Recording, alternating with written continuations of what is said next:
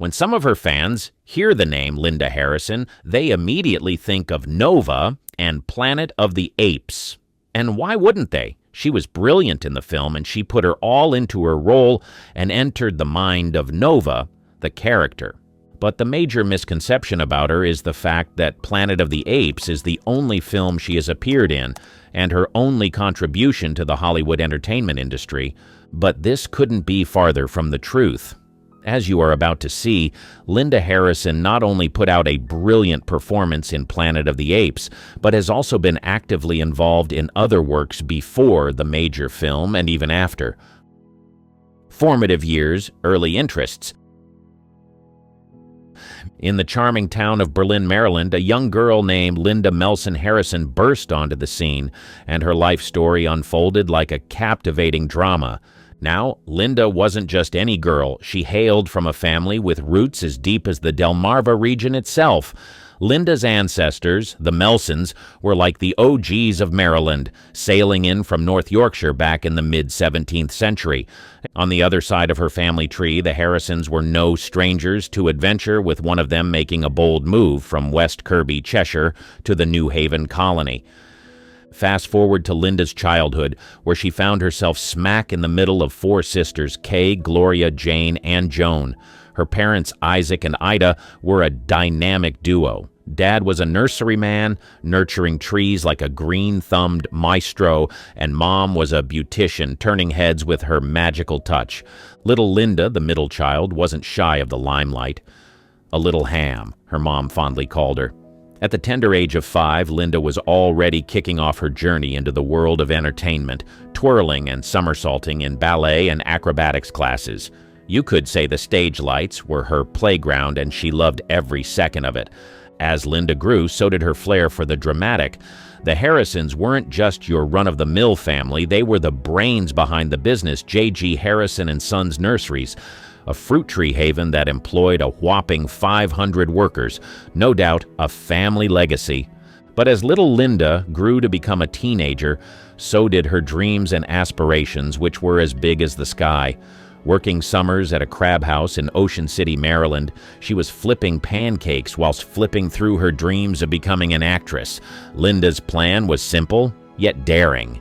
She had grown to be quite beautiful, so she would enroll for beauty contests, win these contests, then use that leverage to plunge into Hollywood. It was foolproof. One fateful day, armed with $250, her sister Kay, and a credit card borrowed from Mom, Linda bid adieu to the East Coast and landed in the heart of the Big Apple. New York City, a jungle of dreams, skyscrapers, and a relentless pursuit of stardom. Linda tasted success as a model, but couldn't shake off the homesickness for Maryland. The bright lights of New York couldn't keep Linda away from her roots for long. She packed her bags and headed back home, ready to take on the local beauty pageant scene. In 1964, she waltzed into the Miss Delmarva beauty pageant as Miss Berlin and snagged the crown. Hollywood, here she comes. But life has a funny way of unfolding. Linda, now Miss Maryland, ventured to the Miss America pageant, confident that her return home would be a victory parade.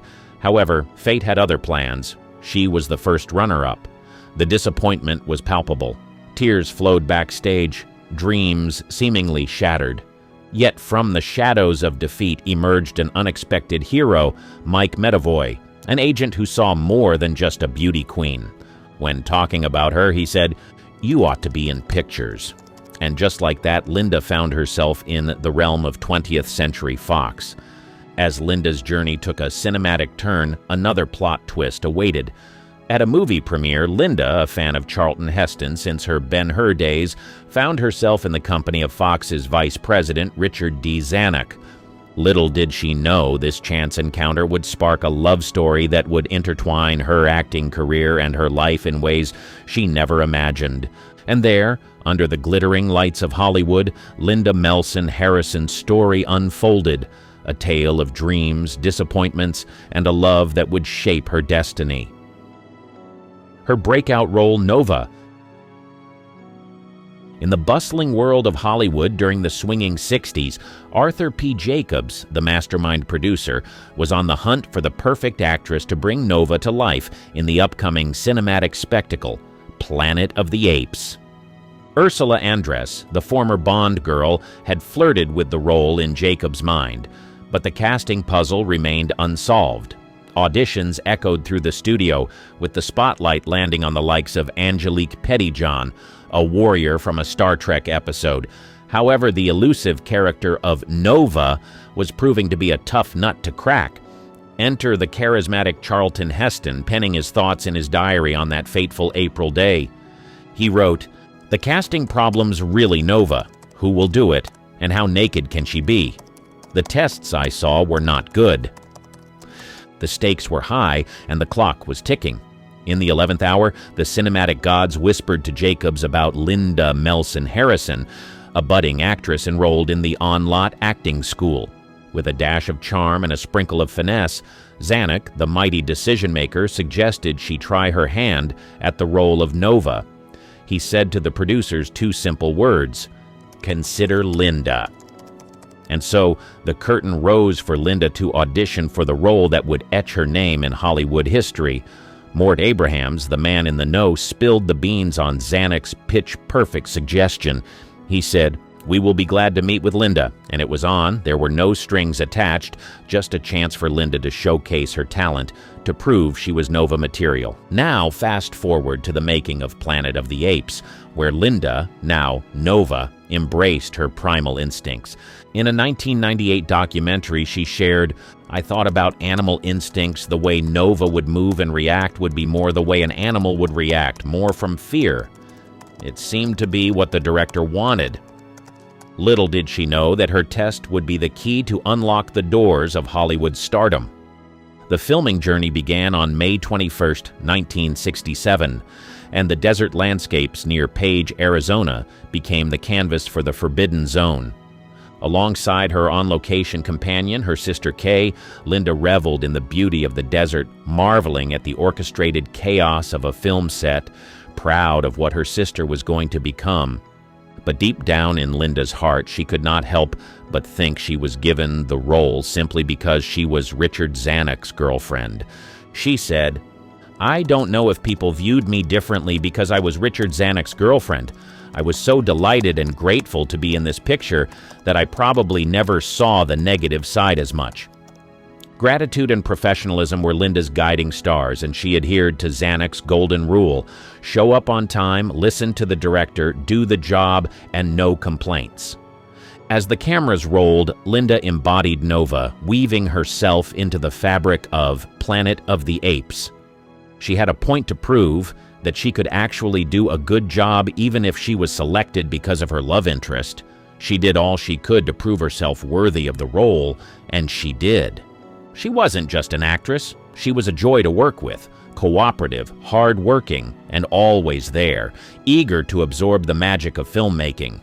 And so, against the backdrop of a dusty desert, Linda Melson Harrison's Hollywood journey began, leaving an indelible mark on the cinematic tapestry as Nova in the iconic Planet of the Apes. The launch. The film wasn't just a hit, it was a meteoric success, making waves in both critical acclaim and box office triumphs. Linda, with her enchanting presence, was prominently featured in the opening credits, tagged as "Introducing Linda Harrison." It was a bold move by the legendary Richard Zanuck, who saw in Linda the potential for stardom that would light up the Hollywood skies. Harrison's hourglass figure, cascading dark hair, and mesmerizing brown eyes became the talk of the town. In the absence of spoken dialogue, her eyes did the talking, captivating audiences and leaving an indelible mark on the minds of moviegoers. However, not all critics were singing praises. Renata Adler of the New York Times, in her own unique way, dismissed Harrison as Heston's Neanderthal flower girl, suggesting that she wiggled her hips when words failed her. But the triumph of Planet of the Apes didn't stop at a single film. It birthed a legacy, 4 sequels, an animated cartoon series, a live-action TV series, a Tim Burton remake, and a reboot with 3 subsequent films. Charlton Heston and Linda Harrison reprised their roles in the first sequel, Beneath the Planet of the Apes.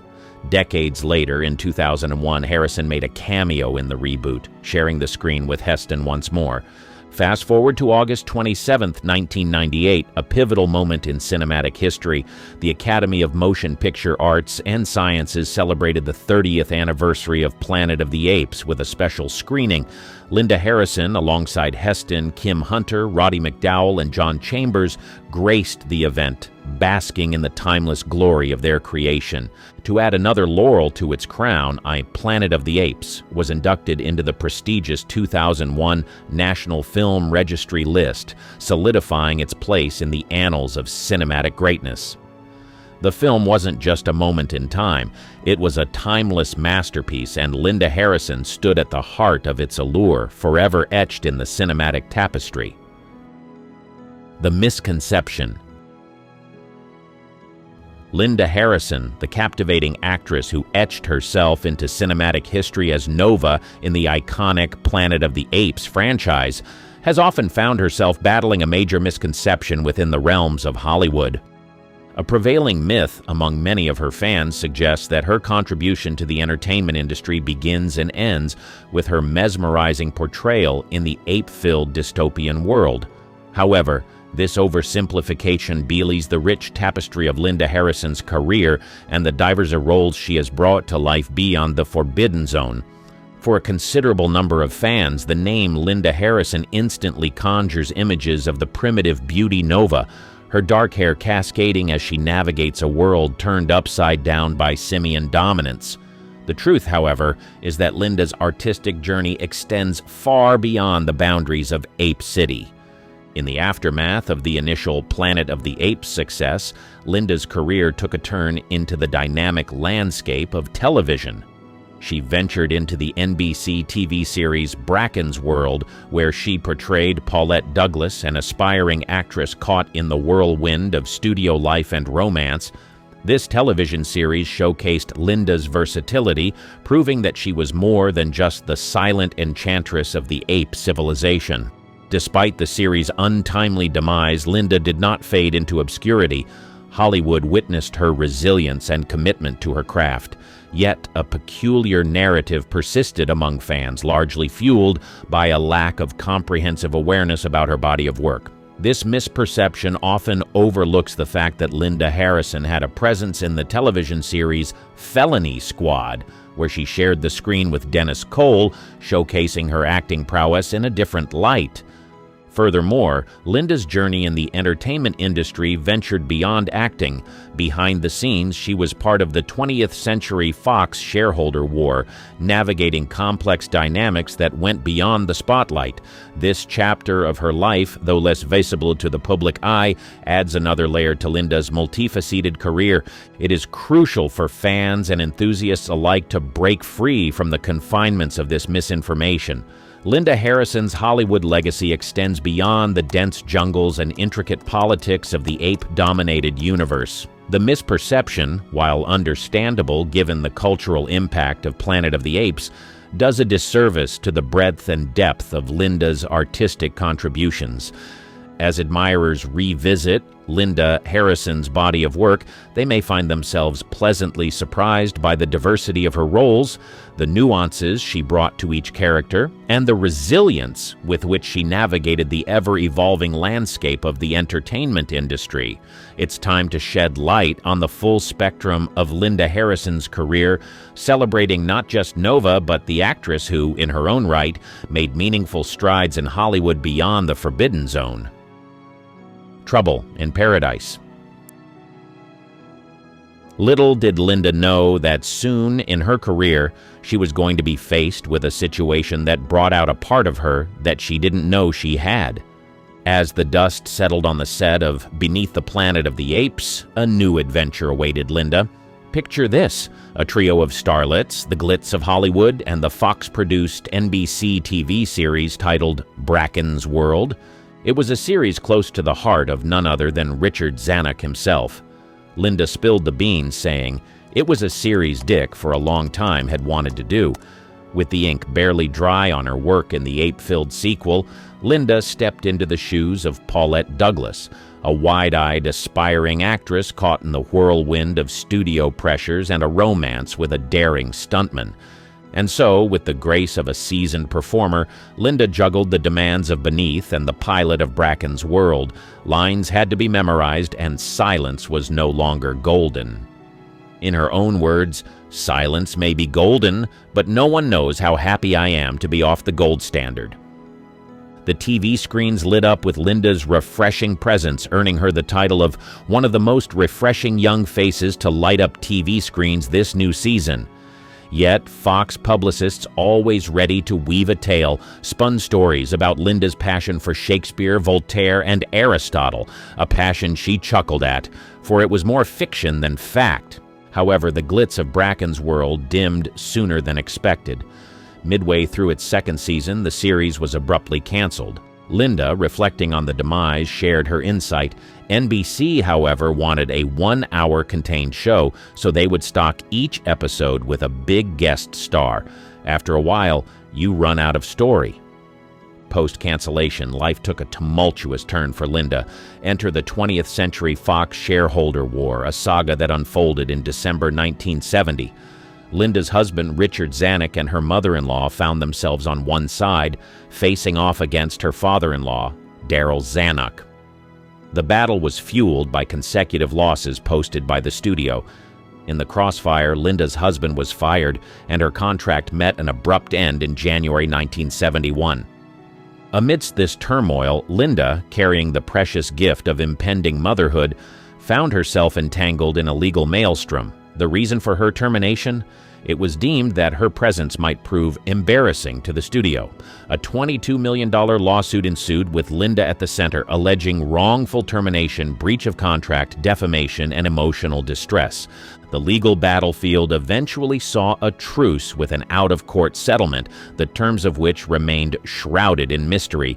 Linda, with her gaze fixed on the horizon, transitioned into the next phase of her career. Films and television from 1974 to 1988, where new tales awaited and the resilient spirit of a true Hollywood survivor shone through. Before Planet of the Apes, Hollywood. In the mid-1970s, after a hiatus spanning several years, Linda Harrison aimed to reignite her acting career. Eagerly eyeing the role of Roy Scheider's wife in the blockbuster film Jaws, she urged her husband, Richard Zanuck, to pull some strings on her behalf. Zanuck, in turn, approached director Steven Spielberg, proposing Harrison for the role. However, Spielberg, having been impressed by actress Lorraine Gary in a TV movie, The Marcus Nelson Murders, opted for Gary, deeming her the perfect fit for the part. Harrison was disheartened by Spielberg's choice, feeling that her husband could have championed her cause more fervently. In her own words, "I really wanted Dick to go to bat for me this one time." As a consolation, Universal chief Sid Sheinberg, who happened to be Lorraine Gary's husband, intervened and secured Harrison a role in Airport 1975 as Gloria Swanson's personal assistant, Winnie. Although the movie featured Harrison's longtime idol, Charlton Heston, she didn't share any scenes with him and lamented, "I would have much rather had Jaws on my resume." In a later interview, Harrison revealed a speculated reason for losing the Jaws role. They said Roy Scheider couldn't get a girl as beautiful as me. Despite the disappointment of missing out on the coveted Jaws role, Harrison found solace in her time spent with Gloria Swanson on the Airport 1975 sets. Swanson, in particular, took a liking to Harrison, sharing intimate details about her past, including her relationship with Joe Kennedy. It was during this period that Harrison adopted the stage name Augusta Summerland, chosen by her spiritual guru. Post-Airport 1975, Harrison made guest appearances on various TV shows under her newfound alias. As Augusta Summerland, she graced episodes of Barnaby Jones and Switch in the mid-1970s.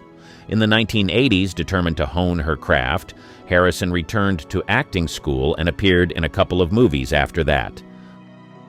Later works to her credit. After a while of being in the spotlight, Harrison decided to do some things for herself below the radar, so in 1990, Linda Harrison made a significant move, returning to her roots in Berlin. There, she embarked on a new venture by opening a consignment shop charmingly named Harrison's Peach Tree, just half a mile from the very house where she had spent her formative years. This entrepreneurial endeavor was not only a nod to her hometown, but also a testament to her desire to weave herself into the fabric of her community. Several years later, driven by a wish to be nearer to her sons, Harrison decided to head back to Los Angeles.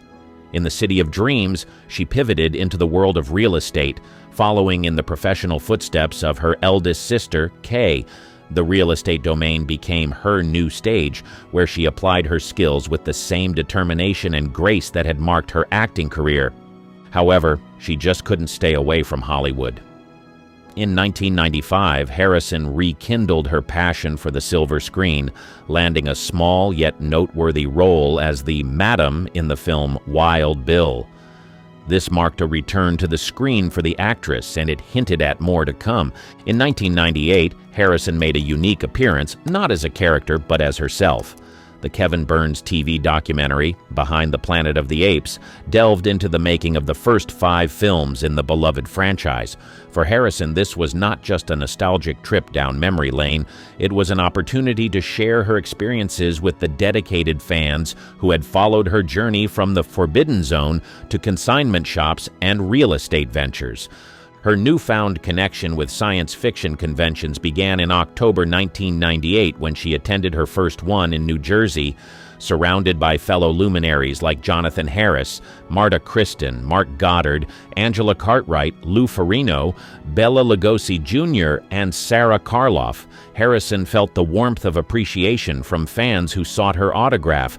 This marked the beginning of her role as an institution at Planet of the Apes conventions, an experience she found both enjoyable and gratifying. In 2001, Harrison made a cameo appearance as the woman in cart in Tim Burton's remake of Planet of the Apes. Despite the brevity of her role, she shared her observations on the film's heightened brutality and strength, capturing the essence of the evolved storyline. Fast forward to 2013, and Harrison found herself in front of the camera once again. This time, she took on the roles of executive producer and co-star in Midnight Massacre, a post-apocalyptic thriller set in the near future. Drawing loose inspiration from Shakespeare's Julius Caesar, this project showcased Harrison's versatility both in front of and behind the camera. As Linda Harrison's career continued to evolve, it became evident that her contributions to the entertainment industry were not confined to a single iconic role.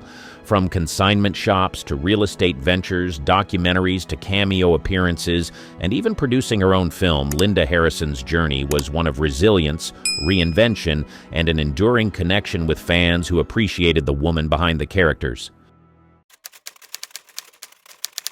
In the shimmering world of Hollywood, where the spotlight casts both glory and shadows, Bert Reynolds emerged as a figure larger than life.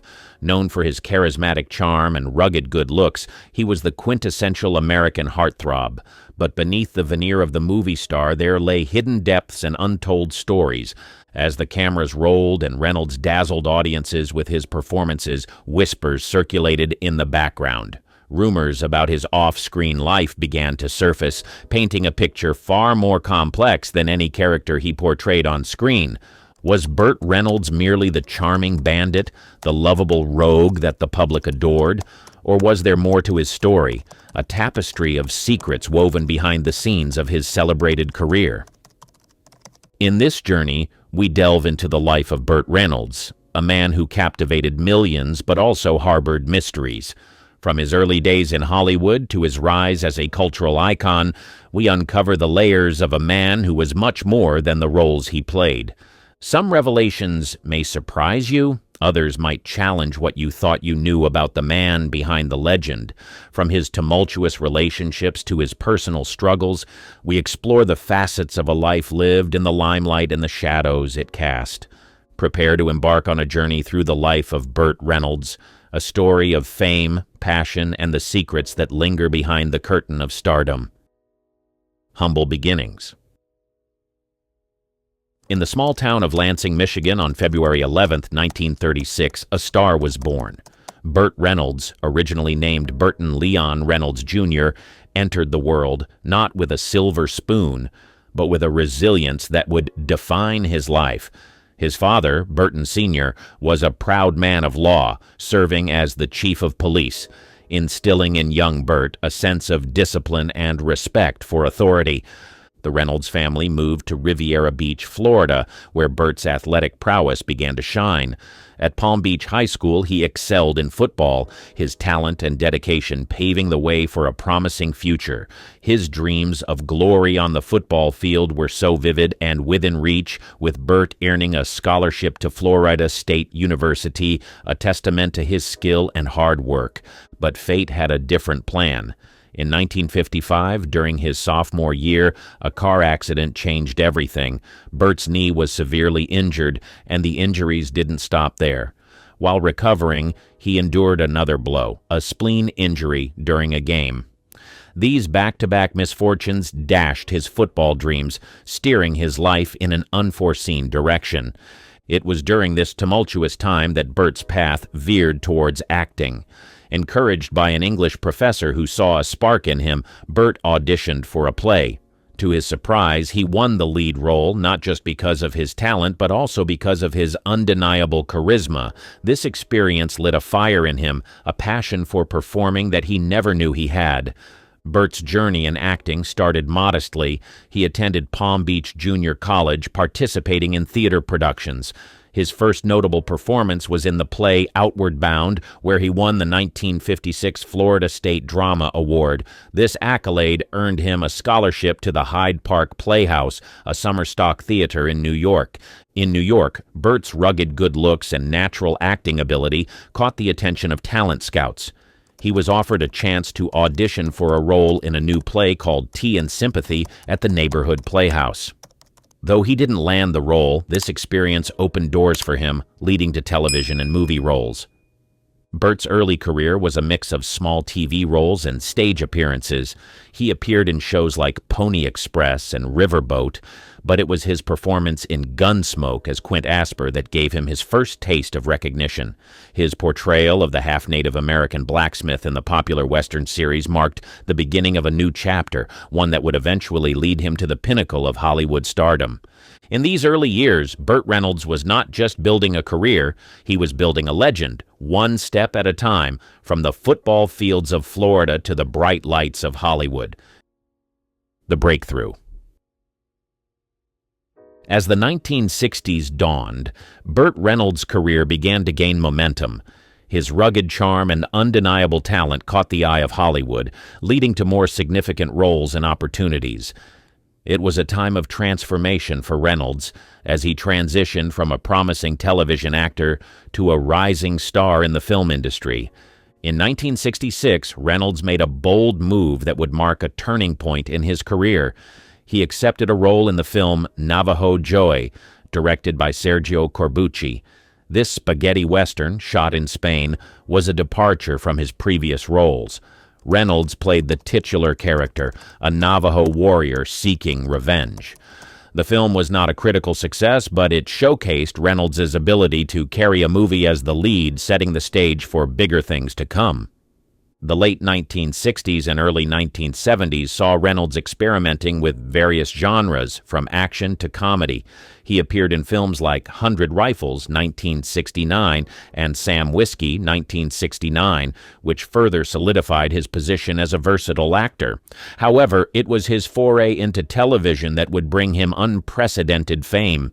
In 1970, Reynolds took on the role of Lewis Medlock in the film Deliverance, directed by John Boorman. The film, based on the novel by James Dickey, was a harrowing tale of survival and morality. Reynolds' portrayal of the alpha male outdoorsman was critically acclaimed, earning him praise for his physical and emotional depth. Deliverance was a commercial and critical success, and it catapulted Reynolds into the upper echelons of Hollywood. Following the success of Deliverance, Reynolds' career hit a new stride. He became a regular guest on talk shows, charming audiences with his wit and charisma. His appearance on The Tonight Show starring Johnny Carson was particularly memorable. showcasing his ability to connect with the audience and his flair for storytelling. In 1972, Reynolds posed nude for Cosmopolitan magazine, a move that was both controversial and groundbreaking. The centerfold, showing a naked Reynolds on a bearskin rug, became an iconic image of the 1970s. It was a testament to his confidence and sex appeal, and it helped cement his status as a sex symbol. Hollywood's leading man. As the 1980s dawned, Bert Reynolds had firmly established himself as one of Hollywood's most bankable stars. His magnetic screen presence and versatility as an actor made him a favorite among audiences and filmmakers alike. This period marked the zenith of Reynolds' career, where he not only enjoyed immense popularity, but also began to exert significant influence in the industry. Reynolds' charm and box office appeal were evident in a string of successful films. Cannonball Run, 1981, and its sequel, Cannonball Run 2, 1984, were commercial hits, showcasing Reynolds' flair for comedy and action. These films, packed with car chases and an ensemble cast, were reflective of Reynolds' ability to lead and carry big-budget productions.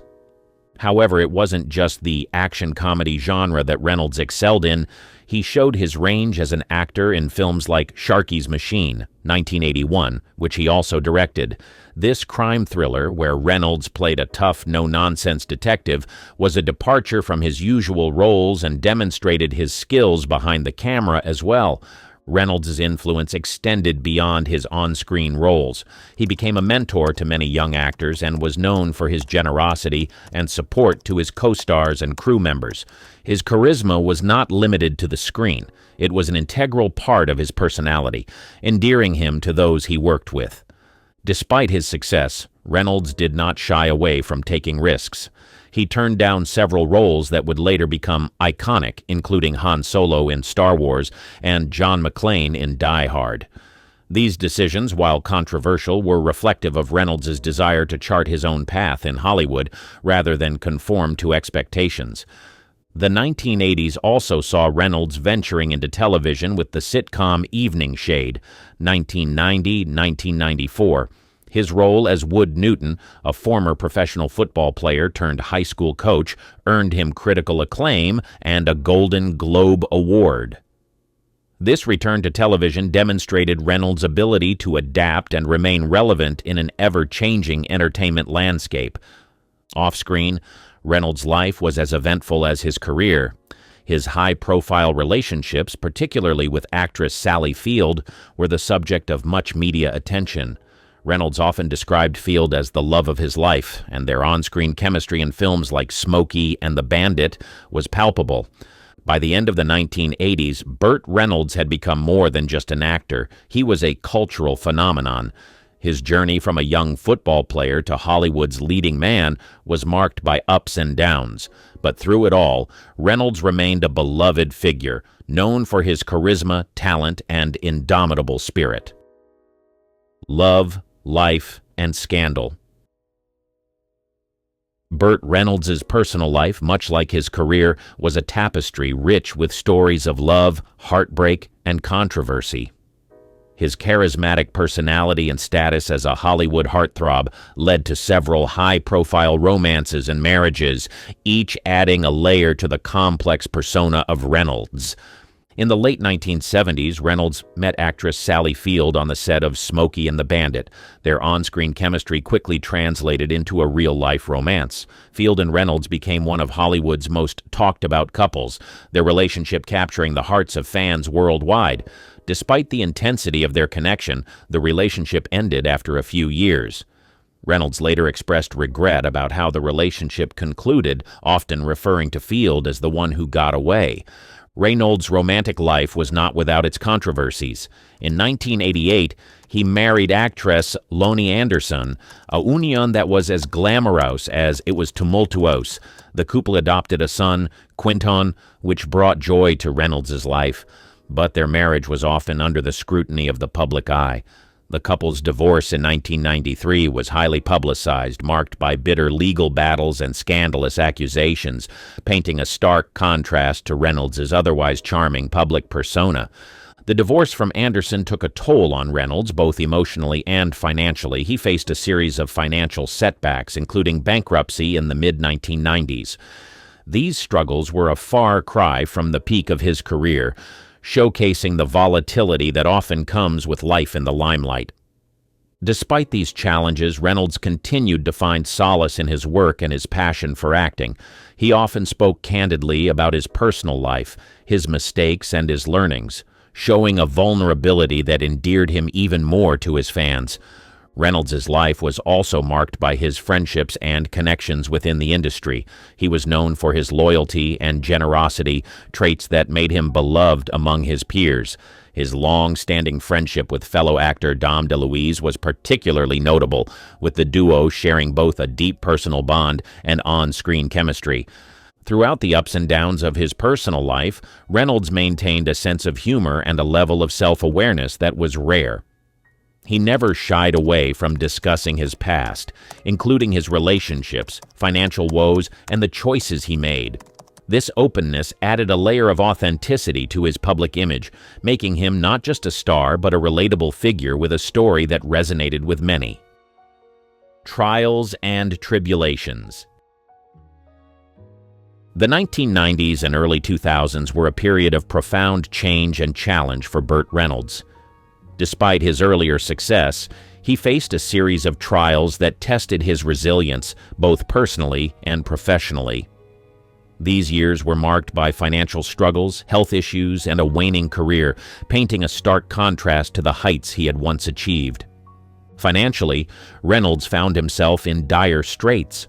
His divorce from Lonnie Anderson had been costly, and poor investments, coupled with an extravagant lifestyle, led to significant monetary losses.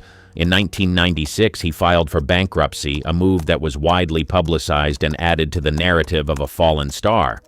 The bankruptcy forced Reynolds to sell off assets, including his beloved Florida ranch and a vast collection of memorabilia from his films. Health issues also plagued Reynolds during this time. He underwent back surgery and a quintuple heart bypass, procedures that took a toll on his physical appearance and ability to work. The once ruggedly handsome actor appeared frail in public appearances, sparking concern among his fans. Reynolds was open about his health struggles, discussing them in interviews and acknowledging their impact on his life. Professionally, Reynolds' career faced a downturn. While he continued to act, the roles he was offered were far from the leading man parts he had once played. He appeared in a string of low-budget films and television shows, many of which failed to make a significant impact. This decline was a far cry from the days when Reynolds was one of the most bankable stars in Hollywood. Despite these challenges, Reynolds' spirit remained unbroken. He continued to pursue acting, his passion for the craft undiminished by the trials he faced.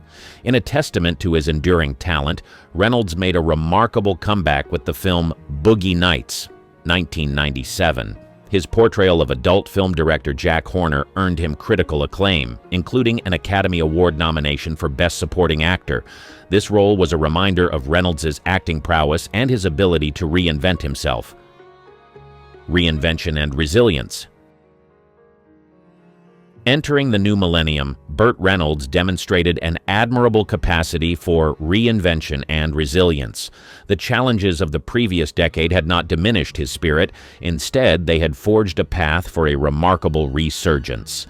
This period of Reynolds' life was characterized by a renewed vigor in his career and a reflective perspective on his journey. The success of Boogie Nights marked a turning point for Reynolds. It rekindled interest in his talent and opened doors to new opportunities. He began to receive offers for more substantial roles, allowing him to showcase the depth and range of his acting abilities. This late career renaissance was a testament to his enduring appeal and versatility as an actor. Reynolds embraced television once again, appearing in various shows where he delivered performances that were both nuanced and compelling. His role in the sitcom My Name is Earl earned him an Emmy nomination, reaffirming his status as a skilled actor. These television appearances were not just professional choices, they were indicative of Reynolds' adaptability and his willingness to evolve with the changing landscape of entertainment. In addition to his acting work, Reynolds focused on other passions. He devoted time to teaching acting, sharing his wealth of experience with aspiring actors. His acting classes in Florida were not just about the craft, but also about the realities of the industry. Reynolds found joy and fulfillment in mentoring the next generation, leaving a legacy that went beyond his filmography. Despite the resurgence in his career, Reynolds maintained a reflective outlook on his life. He penned a memoir, But Enough About Me, where he candidly discussed his triumphs and failures, his relationships, and his journey in Hollywood. The book was more than just an autobiography. It was an introspective look at a life lived in the spotlight, with all its attendant glories and hardships. The man behind the legend. As the twilight years of his career approached, Bert Reynolds continued to work, but he also took time to reflect on his life and legacy. This period was marked by a deeper introspection and a desire to share the wisdom gained from a lifetime in the spotlight. Reynolds, the man behind the legend, began to reveal more of himself, his thoughts, and his experiences, offering a unique window into his world. Reynolds's later years were characterized by a mix of nostalgia and realism. He made appearances in films and television shows that often paid homage to his earlier work, bringing a sense of closure to his long and varied career. His role in the movie The Last Movie Star 2017 was particularly poignant. In it, Reynolds played an aging actor grappling with the realities of his fading career, a role that mirrored his own journey in many ways. Off-screen, Reynolds continued to be a beloved figure. He attended fan conventions and film festivals where he was greeted with warmth and admiration. These events were not just opportunities for fans to meet the star. They were moments for Reynolds to connect with those who had supported him throughout his career. He shared stories, laughed, and sometimes reflected somberly on his life's journey. Reynolds also continued his work as a mentor and teacher. He found joy in guiding young actors, often imparting lessons that went beyond acting. He spoke about the importance of resilience, the pitfalls of fame, and the need to stay true to oneself. For Reynolds, these lessons were hard-earned, and he was generous in sharing them. In his personal reflections, Reynolds often expressed regret about certain aspects of his life, particularly his relationships and some career choices. Yet there was also a sense of acceptance and peace with the path he had taken. He had come to terms with his past, embracing both the triumphs and the mistakes. Bert Reynolds passed away on September 6, 2018, leaving behind a legacy that spanned decades. His death was met with an outpouring of tributes from fans, friends, and colleagues. They remembered him not just as a great actor, but as a charismatic and kind-hearted individual who had touched the lives of many. The story of Bert Reynolds is one of talent, charisma, and complexity. It's a story of a man who lived in the fast lane, faced his share of challenges, and emerged with a sense of grace and wisdom. In the end, Reynolds was not just a Hollywood icon. He was a man who had lived a full and vibrant life, leaving an indelible mark on the world of entertainment and on the hearts of those who knew him. In the ever-shifting landscape of television, characters come and go, leaving fans clinging to memories of beloved figures who once graced their screens. But what happens when the face of your favorite character changes overnight? Imagine tuning in to your weekly dose of escapism, only to find that the hero you've rooted for, the villain you love to hate, has been replaced by a stranger wearing a familiar guise. This isn't just a recast, it's a seismic shift in the narrative world we thought we knew. In the intricate dance of storytelling, actors are the faces of tales that capture our hearts. But sometimes those faces change, and the reasons why can be as compelling as the plot twists we see on screen. Join us as we draw the curtain to reveal the actors who were replaced mid-series and the intriguing stories behind their departures. The landscape of television has been shaped by countless narratives, each woven with characters that capture the hearts and minds of audiences. Yet the departure of an actor from a beloved series is a narrative twist that no viewer can prepare for. These exits are not merely casting changes, they are pivotal moments that can redefine a show's direction and legacy. Throughout television history, there have been numerous high-profile actor replacements that have stirred the pot of public opinion and industry debate. From the early days of television to the streaming era, unforeseen departures have been a constant. In the 1970s, the sudden exit of McLean Stevenson from the classic series MASH due to a desire for a change in his career path left fans stunned and the show's writers scrambling for a fitting farewell. The character's unexpected death in the series was a television moment etched in the memories of viewers, a poignant reminder of the unpredictability of life both on and off the screen. Fast forward to the 1980s and we witness the controversial departure of David Caruso from NYPD Blue after just one season. His decision to pursue a film career was met with mixed reactions, and the show had to quickly pivot to introduce a new lead, which it successfully did with the arrival of Jimmy Smits. The 1990s brought its own drama with the exit of Shannon Doherty from Beverly Hills 90210 and later Charmed, both times amidst rumors of on-set disputes and creative differences. These departures not only changed the dynamics of the respective shows, but also sparked conversations about the impact of off-screen behavior on an actor's television career. In more recent times, the abrupt departure of Patrick Dempsey from Grey's Anatomy shocked audiences. His character's tragic end was a creative decision that left fans grieving and marked the end of an era for the long-running medical drama. Each of these departures, whether driven by personal choice, creative differences, or external circumstances, underscores the fragile nature of television production. Actors may be the faces of the characters, but their exits reveal the myriad forces at play behind the scenes. Showrunners must navigate these choppy waters, balancing the integrity of the narrative with the realities of the industry. In this video, we will explore the stories behind some of the most talked about exits in television history. We will look at how these departures were handled, the reactions they elicited, and the lasting impact they had on the shows and the television landscape at large. Join us on this journey through the annals of TV history, where the only constant is change, and the departure of a beloved actor is but a single plot twist in the ongoing saga of television storytelling. The unforeseen departures. In the vast industry of television, the unexpected exit of a key actor is akin to a sudden change in the pattern, a shift that can alter the fabric of the story in unforeseen ways. These departures, often shrouded in mystery or the result of abrupt decisions, have led to some of the most memorable and defining moments in TV history. One of the earliest and most iconic examples is the departure of Diane Chambers, played by Shelley Long, from the classic sitcom Cheers. Long left the show at the height of its popularity to pursue a film career, a move that left fans and critics alike wondering if the show could survive without one half of its central will, they won't they couple. The introduction of Kirstie Alley as Rebecca Howe marked a new chapter for the show, which continued to thrive, proving that a series could reinvent itself post-departure.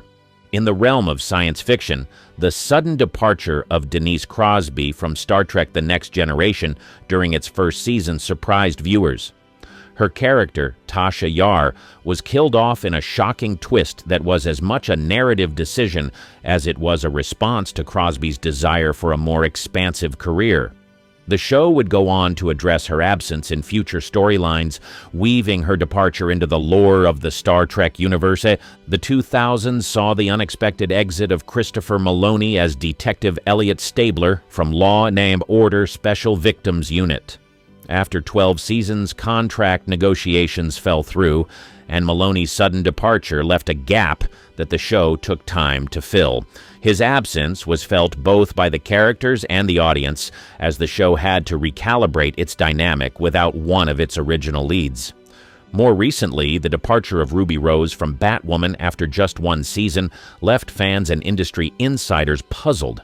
Citing personal reasons, Rose's exit required a swift recasting and a narrative shift that introduced a new character to don the Batwoman mantle, a bold move for a series still in its infancy. These departures, whether due to personal decisions, behind-the-scenes tensions, or the unpredictable nature of the industry, have one thing in common. They force a show to evolve. Writers must craft new storylines, producers must reassess the show's direction, and the remaining cast must adjust to a new on-screen chemistry. The departure of a key actor is not just a loss, but an opportunity for reinvention. Creative differences and disputes. The phrase creative differences is often cited as the diplomatic euphemism masking the turbulent undercurrents that lead to an actor's departure from a television series. These differences can stem from a variety of sources: disagreements with the direction of a character, conflicts with writers or producers, or a broader divergence in the vision for the show. A classic case is the departure of Suzanne Summers from Three's Company. Portraying the bubbly Chrissy Snow, Summers became a breakout star. However, in 1980, during contract renegotiations, Summers requested a pay raise commensurate with her perceived value, which led to a standoff with the producers. The dispute resulted in her receiving less screen time before her character was written off the show entirely. This incident not only impacted the dynamic of the series, but also became a cautionary tale about the balance of power in Hollywood. In a more recent example, the exit of Kevin Spacey from House of Cards was precipitated by allegations of misconduct, but it also brought to light underlying tensions regarding Spacey's influence on the show's direction. His departure necessitated a drastic reworking of the final season, with Robin Wright's character Claire Underwood taking center stage. The shift was abrupt, but it allowed the series to conclude on its own terms, albeit under a shadow of controversy. Another memorable departure was that of Dan Harmon, the creator of Community. His exit after the third season was not as an actor but as a showrunner, which is equally impactful. The clash between Harmon's creative vision and the network's desire for broader appeal led to his firing. The subsequent season, produced without him, was met with mixed reactions, demonstrating how vital a singular creative vision can be to a show's identity. Creative disputes are not always so acrimonious. For instance, the departure of Steve Carell from The Office was a mutual decision that respected Carell's desire to pursue other projects while also honoring the character's natural progression. The show continued for several seasons, exploring new dynamics and character developments in Carell's absence. These instances highlight the delicate ecosystem of a television series, where the departure of a single individual can have a ripple effect. The creative process is inherently collaborative, and when disputes arise, they can either be a source of innovation or a harbinger of decline. Next, we'll examine how contractual and scheduling conflicts have also played pivotal roles in shaping the trajectories of beloved series. But before that, if you enjoy the video, please subscribe to our channel. Helps us stay motivated and will keep you up to date with new releases. Contractual and scheduling conflicts. The world of television is bound by contracts as much as it is by creativity. When actors sign on to a series, they are often committing to multiple years of their career. However, as their star rises or personal circumstances change, these contracts can become a double-edged sword, leading to scheduling conflicts and sometimes contentious exits. A prime example of this is the departure of Rob Lowe from The West Wing. Lowe, who played Sam Seaborn, was considered by many to be the lead when the show began. However, as the ensemble cast received more focus, Lowe's screen time diminished. Coupled with disputes over salary and the desire for a more prominent role, Lowe chose to exit the series, leaving fans to wonder what might have been had he stayed. On the flip side, there's the case of George Clooney in ER. Clooney had a leaving clause in his contract that allowed him to exit if his film career took off, which it did. His departure was amicable and well handled within the narrative of the show, setting a precedent for how to manage the loss of a major star gracefully. Scheduling conflicts can also arise when an actor is involved in multiple projects. For instance, scheduling issues were part of the reason why David Duchovny reduced his role in The X-Files after the 7th season. His desire to pursue a film career and focus on other projects led to a reduced presence on the show, which had a significant impact on the series' direction and fan reception. The case of Katherine Heigl's exit from Grey's Anatomy is another illustration of how contractual obligations can clash with personal aspirations. Heigl's burgeoning film career and public dissatisfaction with her character's storyline led to a mutual decision for her to leave the show. However, the negotiations were far from smooth, with public statements from both Heigl and show creator Shonda Rhimes reflecting the tension behind the scenes. These departures underscore the complex interplay between an actor's contractual obligations and their career trajectory. While contracts are designed to protect both the actor and the production, they can also become a source of conflict, particularly when the interests of the actor and the show begin to diverge. Controversial exits. As you'd expect, not all exits are planned, and some are mired in controversy that can leave a lasting impact on the show's legacy. These departures often become as talked about as the series itself, overshadowing plot lines and sometimes even leading to a show's decline. One of the most contentious exits in TV history was that of Shannon Doherty from Beverly Hills 90210. Doherty, who played Brenda Walsh, was a central figure in the teen drama. Rumors of on-set feuds and bad behavior clouded her departure at the end of the 4th season. The controversy didn't end with 90210. Doherty's exit from Charmed after 3 seasons was similarly fraught, with speculation about conflicts with co-stars and producers. Another departure that sent shockwaves through the industry was Charlie Sheen's firing from 2.5 Men. Sheen's public meltdown and feud with series creator Chuck Lorre were tabloid fodder for months. His character's abrupt and irreverent write-off from the show was a clear message that no actor is bigger than the show itself. In more recent years, Kevin Spacey's exit from House of Cards following allegations of sexual misconduct was both controversial and unprecedented.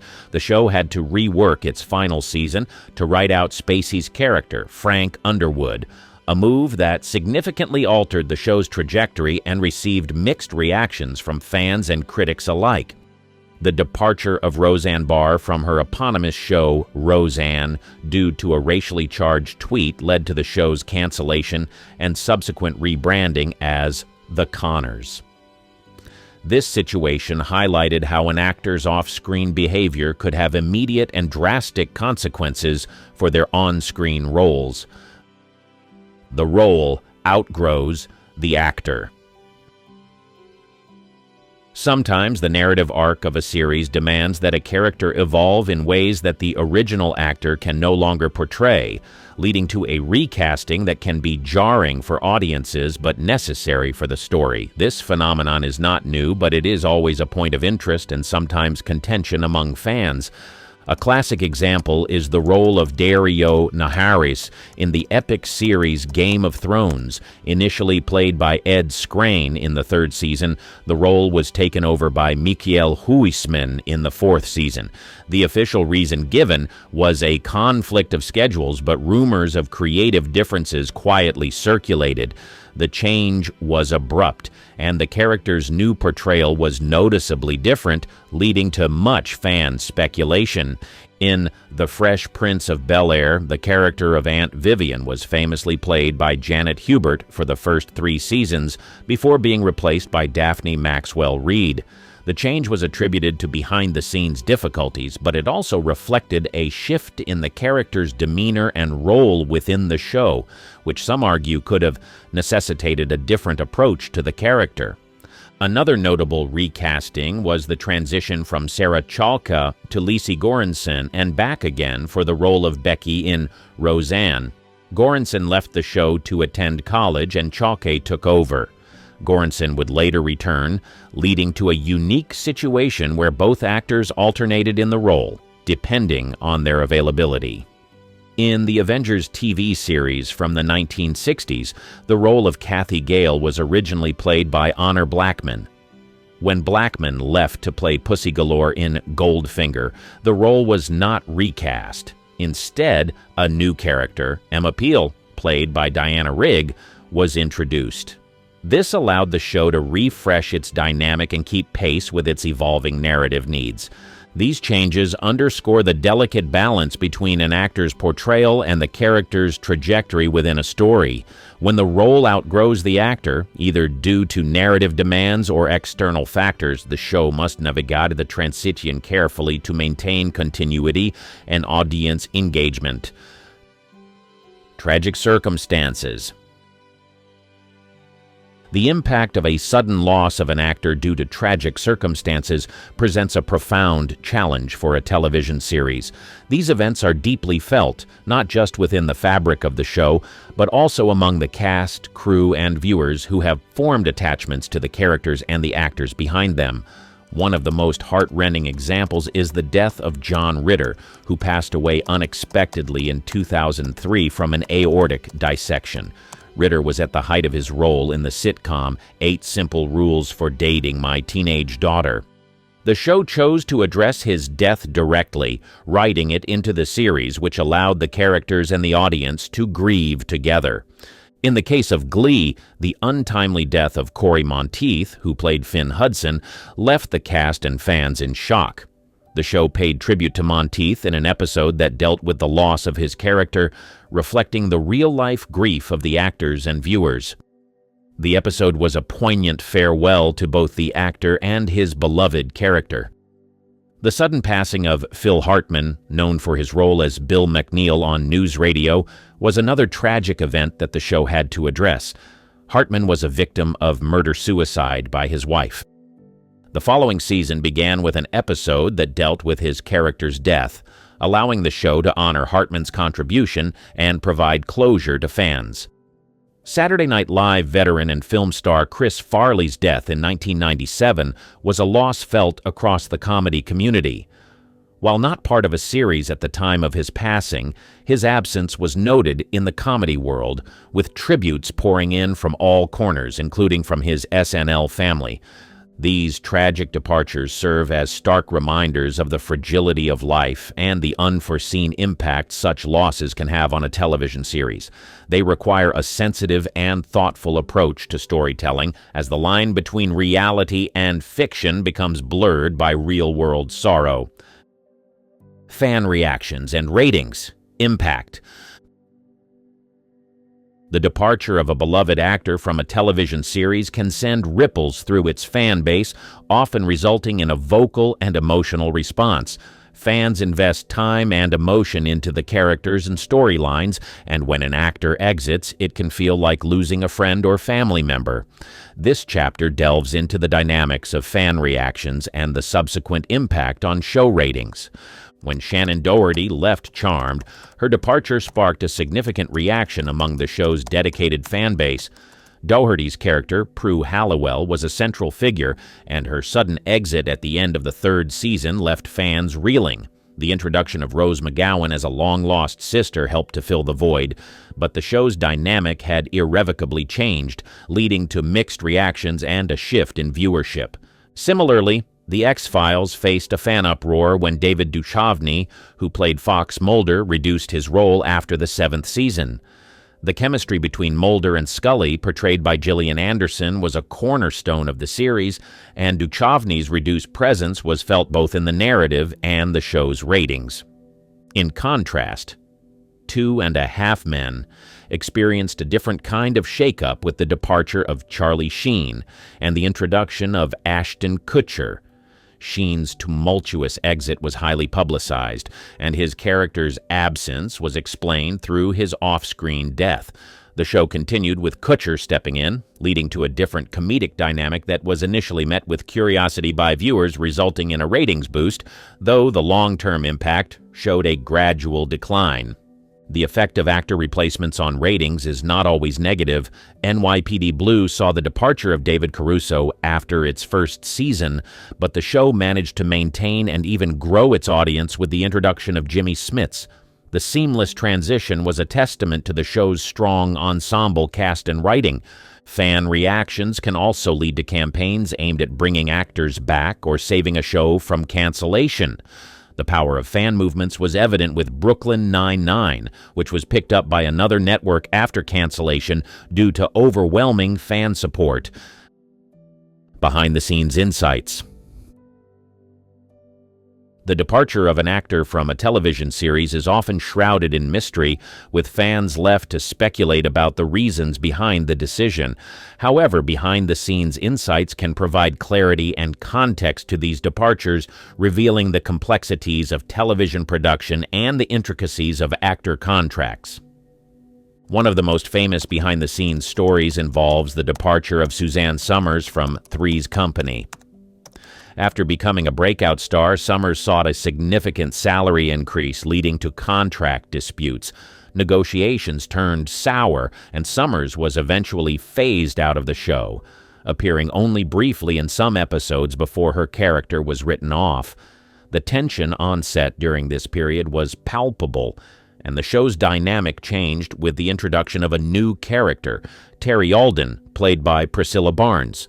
Another notable example is the replacement of Janet Hubert, the original Aunt Vivian on The Fresh Prince of Bel-Air. Hubert's exit after the third season was attributed to creative differences and conflicts with star Will Smith. Daphne Maxwell. Reed took over the role, and while the show continued to be successful, fans noticed the change in portrayal and the character's diminished role. The behind-the-scenes decision-making process can also be influenced by external factors, such as the actor's personal life. For instance, when Robert Downey Jr. was on Ally McBeal, his recurring legal issues led to his character being written out of the show. Despite his critically acclaimed performance, the risk associated with his personal challenges outweighed the benefits for the show's producers. In some cases, the departure of an actor can lead to creative renewal. Cheers saw the exit of Shelley Long, who played Diane Chambers at the end of the 5th season. The showrunners took this opportunity to introduce a new love interest for Ted Danson's character, Sam Malone, with Kirstie Alley's character, Rebecca Howe, bringing a fresh dynamic that contributed to the show's continued success. These behind-the-scenes stories highlight the delicate balance between the artistic and business aspects of television production. Actors may be replaced for a variety of reasons, but each change has a ripple effect on the show's future, the remaining cast, and the audience.